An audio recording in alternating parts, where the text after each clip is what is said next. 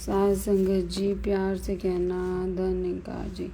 साध संगत जी आदर से आप जी के सामने माता जी की दिव्य दीक्षा भाग 1 का नया टॉपिक अभिमान से सावधान, जो माता जी ने देहरादून उत्तराखंड 19 मई 2019 को किया, आप जी के सामने रखेगी।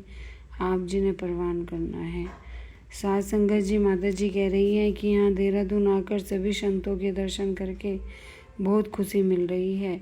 सभी संतों ने इस निराकार परमात्मा की ही बात की है, जो हमेशा से और हमेशा रहने वाला है। जैसे सूरज की इम्पोर्टेंस महत्ता रोशनी के लिए हमेशा बनी रहती है, ऐसे ही हमने अपने मन को भी हमेशा ब्रह्म ज्ञानी की रोशनी में उज्ज्वल रखना है। हमें यह सोचना होगा कि हमें किन भावों को अहमियत देते हैं। क्या हम प्रीत, नम्रता और विशालता जैसे गुण प्रभावित करते हैं, या फिर हम अहंकार और निंदा जैसे भाव से अपना समय बिताते हैं। हमें निगेटिविटी, नकारात्मकता में अपना समय बर्बाद नहीं करना। अगर संतों का संग और मन में निरंकार का वास रहेगा तो हम दुनिया के बुरे प्रभाव से बचे रहेंगे। हमने अपने मन में अहंकार को हटाकर विनम्रता धारण करनी है। ये दोनों एक साथ नहीं रह सकते। जैसे वो भी बात हम सुनते हैं कि पिया चाहे प्रेम रस, राखे चाहे मान, एक मयान में दो खड़क, देखा सुना ना कान।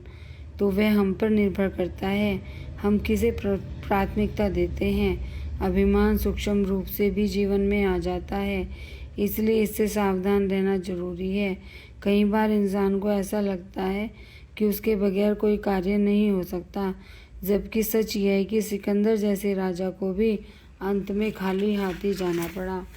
एक टूरिस्ट सैलानी को कब्रिस्तान के आगे से ले जाते हुए गाइड यह बतलाने लगा कि यहाँ कई लोग ऐसे दफन हैं जिन्होंने यह सोचा था कि उनके बिना दुनिया नहीं चल सकती। जब तक ये एहसास बना रहता है कि हम भी यहाँ कुछ समय के लिए ही हैं, तो अहम भाव से बचे रहते हैं। हमें अपने हर कर्म को परमात्मा को समर्पित करते हुए इसकी कृपा का एहसास करते जाना है। हनुमान जी को अगर सम्मान और भक्ति होती तो वह इसलिए हुई है क्योंकि उनमें विनम्रता और भगवान राम जी के प्रति समर्पण का भाव रखा। उन्होंने अपने बलशाली होने का या पहाड़ उठाकर ले आने का अभिमान नहीं किया। हम जीवन में कितना भी कुछ अचीव प्राप्त कर लें, पर हमेशा एक निमाना भाव बनाकर रखना है और विशाल परमात्मा की कृपा का एहसास करते हुए समर्पित रहना है।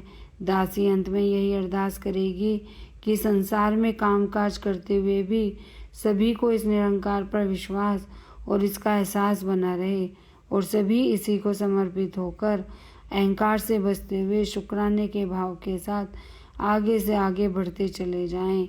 साध संगत जी प्यार से कहना धन्यकार।